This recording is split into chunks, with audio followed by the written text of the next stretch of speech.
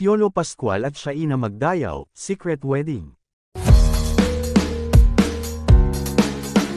Tinanggap na nga ni Piolo ang responsibilidad nito kay Shaina Magdayaw at sa magiging una nilang anak. At inamin nitong napamahal na talaga siya kay Shaina dahil nandito na umano ang hinahanap niya sa babae na hindi niya natagpuan sa mga naging karelasyon niya.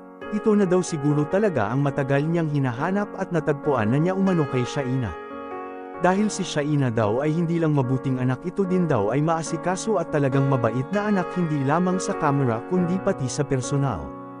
Isa pa sa ikinagulat ng netizens ang balitang nabuntis ni Piolo si Shaina Magdayaw at lalo pang lumakas ang usap-usapan nang mag-post si Shaina sa kanyang social media account ng kanyang baby bump na talagang ikinagulat ng mga netizens. Sa kanyang post ay wala naman itong nasabi kung ilang buwan na ang pinagbubuntis nito.